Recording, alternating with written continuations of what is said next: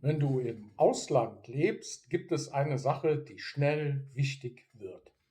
Das Internet. Egal ob für Kommunikation, Arbeit oder Unterhaltung. Ohne stabile Verbindung wird der Alltag schwierig. Und genau deshalb schauen wir uns an, wie die Situation in Panama ist.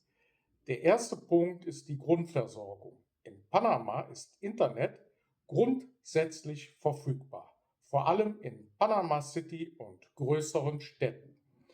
Dort hast du in der Regel eine stabile Verbindung.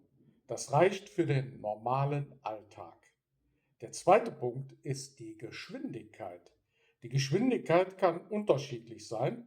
In guten Lagen ist sie meist ausreichend für Streaming, Video und Homeoffice. In anderen Regionen kann es langsamer werden. Das hängt stark vom Standort ab. Der dritte Punkt ist die Region. In Panama City hast du die beste Infrastruktur. Außerhalb der Stadt kann es Unterschiede geben. In ländlichen Gebieten ist die Versorgung oft weniger stabil. Du solltest das vorher berücksichtigen. Der vierte Punkt ist die Nutzung. Für einfaches Surfen reicht fast jede Verbindung. Für Homeoffice, Videocalls oder Uploads brauchst du eine stabile und schnelle Leitung. Hier lohnt es sich, genauer hinzuschauen. Der fünfte Punkt ist die Realität. Internet funktioniert in Panama, aber es ist nicht überall gleich gut. Das wird oft unterschätzt. Deshalb solltest du deinen Standort bewusst wählen. Der sechste Punkt ist die Vorbereitung. Wenn du regelmäßig online arbeitest, solltest du dich vorher informieren. Welche Anbieter gibt es? Welche Geschwindigkeiten sind verfügbar?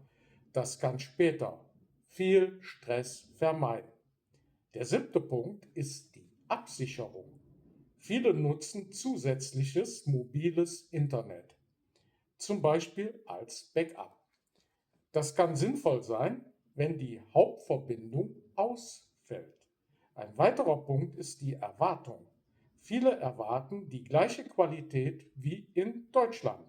Das kann zutreffen, muss es aber nicht, vor allem außerhalb der Städte. Ein häufiger Fehler ist, dass man sich nicht vorher informiert und erst vor Ort merkt, dass die Verbindung nicht ausreicht. Das kann im Alltag problematisch werden. Mein Tipp ist deshalb ganz einfach. Kläre vorab, wie gut das Internet an deinem Standort ist. Teste es, wenn möglich, und plane eine Alternative ein. Denn eine stabile Verbindung ist heute ein wichtiger Teil des Lebens und entscheidet oft darüber, wie gut du im Ausland zurechtkommst. Im nächsten Video schauen wir uns an, wie gut man in Panama ohne Auto auskommt und wann es schwierig wird.